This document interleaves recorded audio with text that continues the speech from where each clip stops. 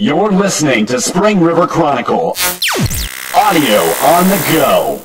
From the Front, 120-Day Wins by Sergeant First Class Michael A. Eaton. First National Banking Company. Get checking that pays with Super Plus Checking at FNBC.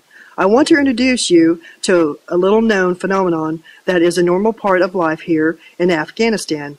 Just another dimension of being deployed to this very harsh and unforgiving place. This transpires every year over the course of approximately 4 months during the summer period.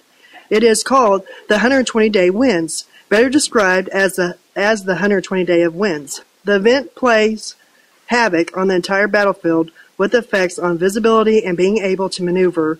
Imagine walking outside and looking up, feeling the wind of temperatures around 110 degrees, filled with sand, dirt, and that fine powder we call moon dust, slamming against your exposed skin. It feels like a high-pressure sandblaster peeling the outer layers of skin from everything you have that is not covered in clothing of some form.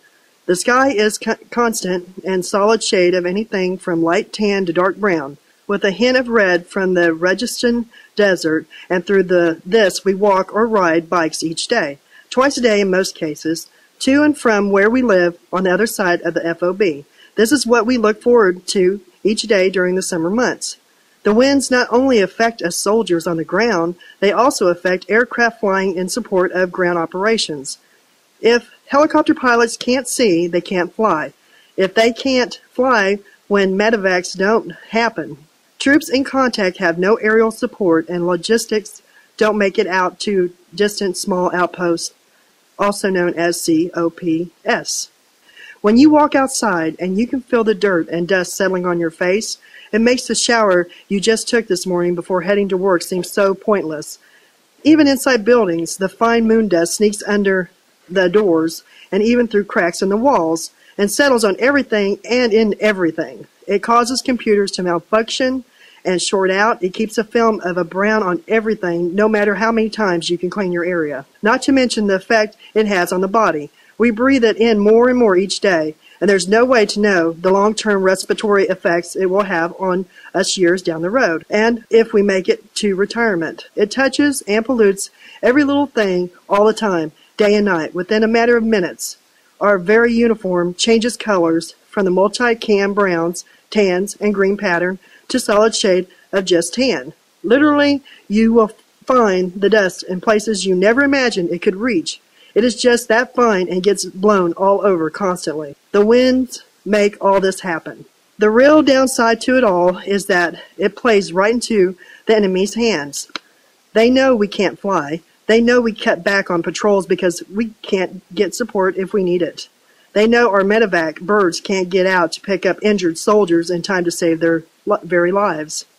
So they use the time to maximize their efforts against us with the rocket attacks, IED emplacements, and bombings under the cover of the dust and haze provided by these winds. Not only do we lack aerial support, but we can't even see them to stop them.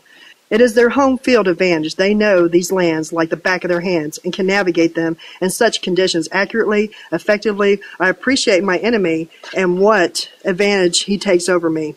We all do. Never underestimate or lack respect for what your enemy is capable of. The minute you do, it is the minute he wins in every scenario. But as with the summer, the winds have to end, and they will, in the first part of September, which ushers in the rainy season leading into the winter months. Such is a cycle that is life in Afghanistan.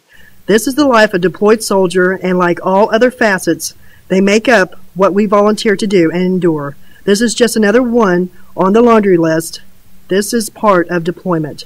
Always remember, we volunteer to suffer through this for one battlement and security of the American way of life as you know it. So tomorrow morning, when you walk outside, take a deep breath of clean, fresh American air. See that bright blue sky with a few cotton puff clouds. Remember that soldier who is just getting back from patrol with the dust outline of his sunglasses or goggles set up on his face. Sweat lines running down his back from being out in the heat and dirt-filled air all day.